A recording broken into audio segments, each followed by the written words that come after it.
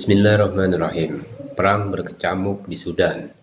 Liga Arab gelar rapat darurat. Saudara-saudara sekalian pemerhati channel ini, perwakilan Liga Arab melangsungkan pertemuan darurat hari Minggu, tanggal 16 April 2023 terkait situasi di Sudan, di mana terjadi pertempuran antara pasukan militer pemerintah dan kelompok paramiliter bersenjata untuk memperebutkan kekuasaan.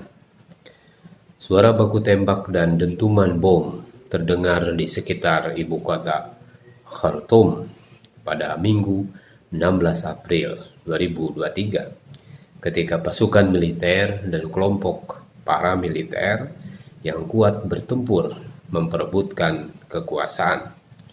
Ini merupakan hari kedua sejak pecahnya pertempuran pada hari Sabtu yang lalu, mengisyaratkan ketidaksediaan kedua pihak untuk menghentikan kekerasan, meskipun tekanan diplomatik untuk melakukan gencatan senjata dan dialog kini meluas. Pertempuran sengit itu melibatkan kendaraan lapis baja, senapan mesin yang dipasang di truk-truk dan pesawat terbang.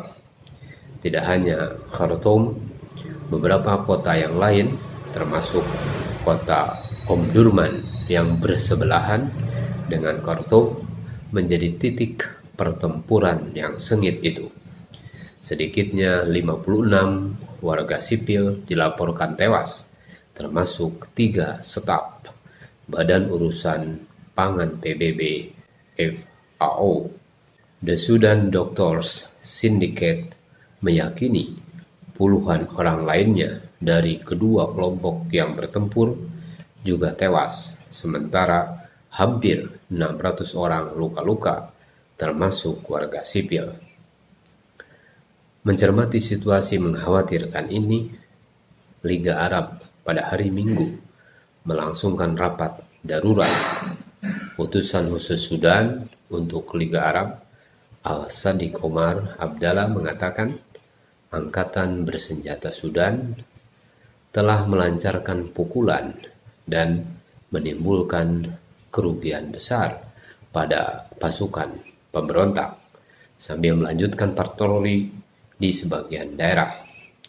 Sebagian pemberontak telah melarikan diri ke provinsi-provinsi di luar Khartoum.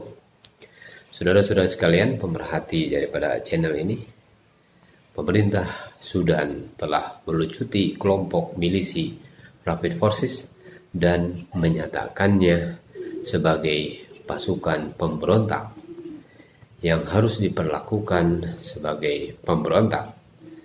Alih-alih semua upaya di tingkat nasional, regional, dan internasional, pasukan Rapid Forces yang telah dibubarkan itu tidak setuju untuk berintegrasi dengan tentara nasional sesuai perjanjian yang disepakati, tambahnya.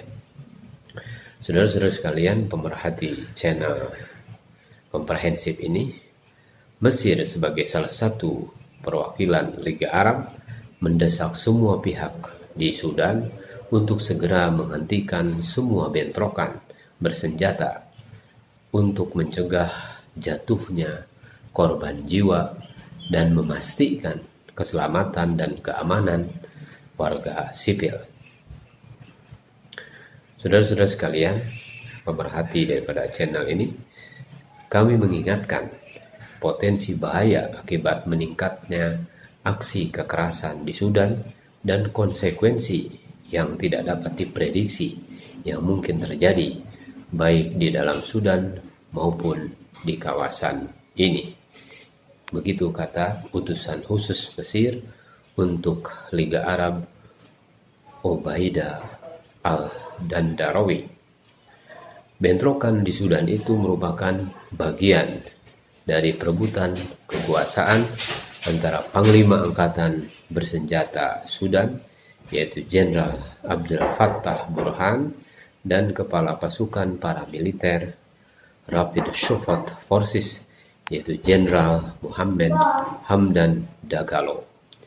Sejak pertempuran terjadi, kedua pihak mengklaim telah menguasai sejumlah institusi-institusi penting dan fasilitas militer strategis. Kedua jenderal ini adalah mantan sekutu yang bersama-sama merancang kudeta militer pada bulan Oktober tahun 2021. Saudara-saudara sekalian, kedua jenderal ini telah bersumpah untuk tidak pernah berunding atau melakukan gencatan senjata meskipun tekanan diplomatik global terus meningkat. Saudara-saudara sekalian, pemerhati daripada channel ini, satu video yang dipasang di akun Facebook Rapid Support Forces milik kelompok paramiliter bersenjata itu menunjukkan seorang pemberontak berada di sekitar istana kepresidenan di Khartoum.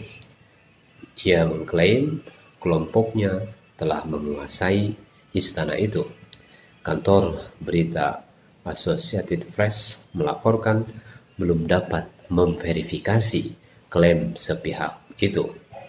Sebuah video lain di akun yang sama menunjukkan kelompok paramiliter itu menangkap sekelompok laki-laki yang digambarkan sebagai jihadis dalam tanda petik.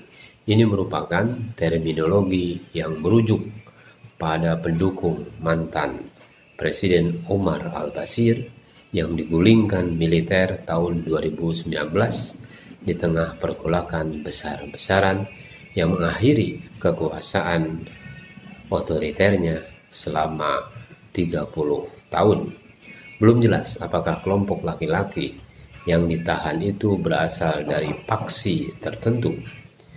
Pertempuran ini kembali menunda kesepakatan di antara partai-partai politik di Sudan untuk mengembalikan negara itu ke transisi menuju demokrasi yang dirusak oleh kudeta militer pada Oktober tahun 2021 yang lalu. Semoga berita ini bermanfaat, dan untuk selanjutnya maka kita lihat dan kita perhatikan dan kita simak berita terbaru dari pergolakan politik di Sudan. Oleh karena itu, maka jangan tinggalkan, jangan sampai terlewat untuk share dan bagikan dan subscribe channel ini.